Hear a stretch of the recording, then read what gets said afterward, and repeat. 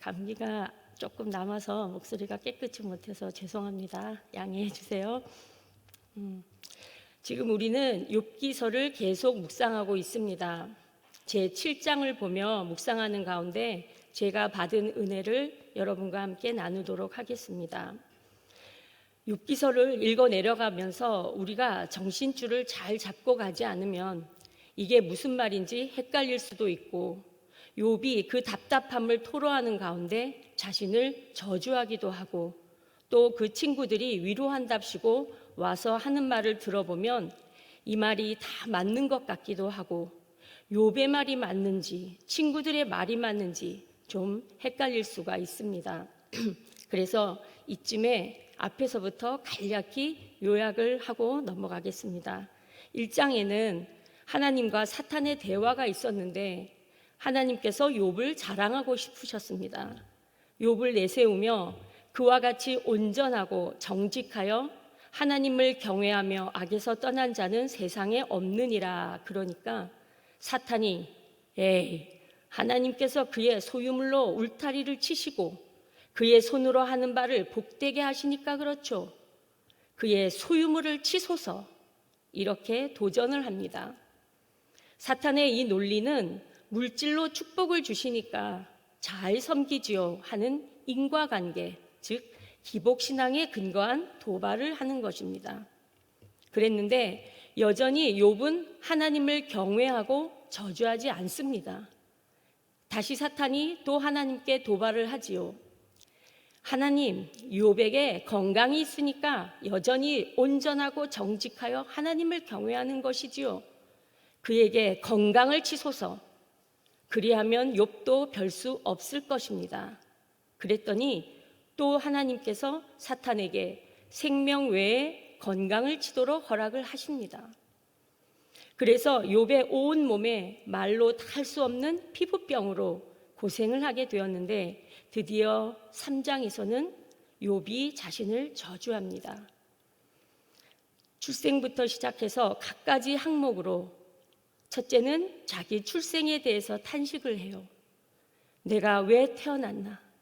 내가 난 날이 멸망하였더라면, 하나님이 위에서 돌아보지 아니하셨더라면 하면서, 또 그리고 두 번째는 자기 생명에 대해서 저주를 하고 탄식을 합니다. 마지막 세 번째는 자기 존재에 대해서 격렬하게 하나님 앞에 대듭니다. 그리고 분기탱천에서 거친 표현으로 온 우주 만물의 언어를 다 동원해서 하나님에 대해 대들어요. 이러는 가운데 멀리서 사는 욥의 세 친구 엘리바스, 소발, 빌닷이 위로하기로 작정하고 와서 보니 욥의 모습이 도저히 알아보지 못할 정도로 변해 있고 병들어 있는 것이에요. 그러면서 친구가 위로한다는 말이 욥의 마음을 더 산란하게 만드는데, 첫 번째 친구 엘리바스가 변론하는데, 보라, 전에 내가 여러 사람을 훈계하였고 손이 늘어진 자를 이렇게 낙심한 자를 격려하고 강하게 하였고 넘어지는 자를 말로 붙들어 주었고 무릎이 약한 자를 강하게 하였거늘 이제 이 일이 내게 이름에 내가 힘들어하고 이 일이 내가 닥침에 내가 놀라고 하는구나. 그러면 내가 건강할 때 했던 이 위로들과 하나님을 경외함이 바로 너의 자랑이 아니냐? 그것이 지금까지의 내 신앙이 아니었냐? 그렇게 비아냥거립니다. 거기에다가 덧붙여 하는 말이, 그러면서 생각하여 보라. 죄 없이 망한 자가 누구인가? 정직한 자의 끊어짐이 어디 있느냐? 하나님이 공의로운 분인 거 알지? 그렇다면 자네의 이 고통이 죄 없이 어찌 올 수 있겠나? 하나님 앞에 정직한 자가 왜 이런 재난을 겪을 수가 있겠는가? 잘 생각하고 회개하라. 라고 하나님의 공의를 무기로 하여 엘리바스가 충고를 하는데 욥은 더 분통이 터지는 것입니다. 여기에 대해 욥의 강하고 가슴 터질 듯한 절규의 장면이 바로 오늘 우리가 읽은 7장의 내용입니다. 다시 요약해 보면 욥을 향한 사탄의 도전은 욥을 둘러싸고 있는 세 가지 울타리를 하나씩 무너지게 합니다. 첫 번째 울타리가 재물입니다. 욥이 재물이 있으니까, 삶의 여유가 있으니까, 부족한 것이 없으니까 하나님을 경외한다고 판단하고 재물의 울타리를 다 걷어냅니다. 두 번째 울타리가 건강입니다. 그래서 이 육체를 아주 고약한 피부병으로 고통받게 합니다. 그래도 안 되니까 세 번째는 영적 울타리. 욥의 근본적인 하나님에 대한 신앙을 공격하는데, 우리의 인간의 육체가 영을 떠받치고 있는 그릇이지 않습니까? 그러니까 이 육체마저 피부병으로 넘어지니까 그 속에 담겨있는 영혼마저 이제 살 소망이 끊어져 가게 되는 것입니다. 지금 사탄은 욥의 이 세 겹의 울타리를 하나씩 무너뜨리면서 욥의 신앙을 공격하고 있는 것입니다. 이제 본문을 보면서 간략히 설명을 부가해 보겠습니다. 1절에서 3절입니다. 이 땅에 사는 인생에게 힘든 노동이 있지 아니하겠느냐? 그의 날이 품꾼의 날과 같지 아니하겠느냐?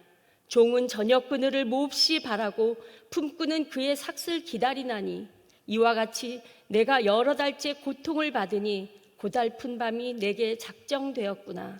이 말씀은 인생에게는 힘든 노동이 있지만 아무리 일을 하는 종이라도 저녁이 되면 일을 멈추고 쉴 수 있는 시간이 오고 품삯을 바라고 일하는 품꾼은 그의 삭슬 기다리는 삶의 목적이 있는데, 그런데 나의 고통은 지금 여러 달째 계속되니 이 고달픈 밤이 어찌 이리도 고통스럽고 끝날 희망이 없는가. 4절, 내가 누울 때면 말하기를 언제나 일어날까, 언제나 밤이 갈까 하며 새벽까지 이리 뒤척 저리 뒤척 하는구나. 여러분, 이가 아픈 치통이나 끊임없이 나오는 기침 같은 것을 겪어본 적이 있으시죠? 이런 고통은 밤에 더 심하게 찾아오듯이 지금 욥은 나의 이 가려움과 고통은 밤이 되면 더 심해지는구나. 이 고통의 밤이 언제 지나갈까 하며 잠 못 이루고 이리 뒤척 저리 뒤척 하는구나. 이런 말씀이에요. 5절, 내 살에는 구덩이와 흙덩이가 의복처럼 입혀졌고 내 피부는 굳어졌다가 터지는구나. 내 살이 헤어지고 진물나고 그것도 모자라 헤어진 그곳에 구더기가 생겨서 꾸물거리고 상처를 긁다가 안 되어 흙을 붙여보았더니 진물에 흙이 붙어 거북이 등짝같이 굳었다가 터지고 굳었다가 터지는구나. 6절, 나의 날은 배틀의 북보다 빠르니 희망 없이 보내는구나. 내 인생은 화살같이 빠르고 배틀에서 왔다 갔다 하는 배틀북보다 빠르게 지나가는데 나는 이제 더 이상 살 소망이 없는 것 같구나. 7절, 내 생명이 한낮 바람 같음을 생각하옵소서. 나의 눈이 다시는 행복을 보지 못하리이다. 내 생명이 한낮 어디서 왔다가 어디로 가는지 알 수 없는 허무한 바람 같음을 생각하옵소서. 나는 다시는 과거의 그 행복을 보지 못할 것 같습니다. 8절로 10절, 나를 본 자의 눈이 다시는 나를 보지 못할 것이고 주의 눈이 나를 향하실지라도 내가 잊지 아니하리이다. 구름이 사라져 없어짐 같이 수월로 내려가는 자는 다시 올라오지 못할 것이오니 그는 다시 자기 집으로 돌아가지 못하겠고 자기 처소도 다시 그를 알지 못하리이다. 앞에서도 말씀드렸듯이 내 영혼에 희망이 없습니다. 죽고 싶습니다. 라고 절규하고 있는 것입니다. 그런데 여기까지만 보면 욥이 스스로 절망 속으로만 빠져들고 있는 것 같은데요. 15절, 16절을 보겠습니다. 이러므로 내 마음이 뼈를 깎는 고통을 겪느니 차라리 숨이 막히는 것과 죽는 것을 택하리이다.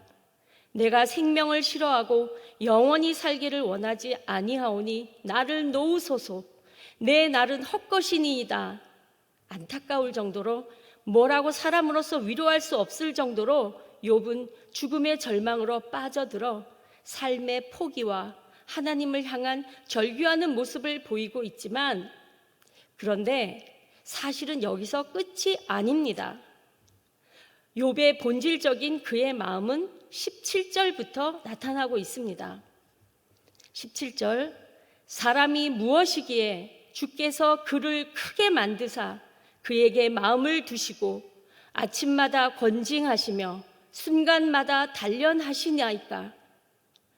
여기에 사람이 무엇이기에, 이 말씀은 욥이 시편 8편 4절을 인용하고 있습니다. 시편 8편은 인간의 창조에 대해서 가장 경이롭게 노래했던 찬양인데요. 그 구절을 인용하면서 나는 사람이 무엇이건 말든 이제 싫다. 그러니까 내 인생이 이제 더 이상 갈 수 없는 밑바닥까지 내동댕이 쳐진 내 영혼인데, 하나님은 그런 나를 크게 만드시고 마음에 두시고 아침마다 권징하시며 순간마다 나를 단련하시나이까. 너무 괴로워요. 하나님, 내가 뭔 짓을 하든 내가 어떻게 하든 이제 나한테 신경 쓰지 마시고 나를 좀 내버려 두세요. 이런 말입니다. 인간이 내가 더 이상 이 고통을 이겨나갈 어떠한 희망도 보이지 않습니다. 하나님, 이렇게 욥은 마지막 하나님께 자신의 그 절규를 쏟아 붓고 있는 장면인 것입니다. 예수님이 십자가에서 피를 흘리시며 마지막 피를 쏟을 때 그 마지막 절규를 예수님은 이런 표현을 하십니다. 나의 하나님, 나의 하나님, 어찌하여 나를 버리시나이까. 이런 절규의 표현과 같은 심정으로 욥은 표현을 하고 있는 것이지, 이것이 결코 욥이 하나님을 포기하거나 하나님의 창조를 저주하고 원망하는 모습이 아니라는 사실을 인식하면서 오늘 읽은 이 7장을 다시 한번 개인적으로 묵상하시며, 아무리 내 인생이 어렵고 괴롭다 할지라도 다 하나님의 뜻이 있고, 또 하나님은 나를 아침마다 권징하시며 순간마다 단련하여 주십니다. 그 깊은 하나님의 사랑에 감사합니다 라는 고백을 토해낼 수 있는 믿음을 가질 수 있기를, 또 이 아침에 저와 성도님들의 간절한 기도의 제목이 되시기를 주님의 이름으로 축복합니다. 기도하겠습니다. 사랑의 하나님, 오늘 이 아침에 우리에게 주신 말씀의 은혜에 감사드립니다.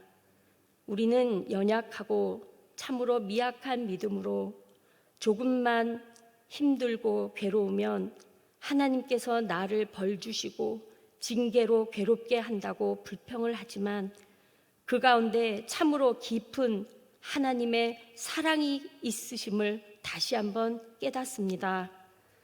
그 고통과 괴로움 속에서 우리의 영혼이 다시 건강하게 정금같이 나오리라는 사실을 믿으며 오늘 하루도 끝까지 하나님을 절대 신뢰하고 바라보는 견고한 믿음으로 승리하는 삶을 살 수 있도록 도와주시옵소서.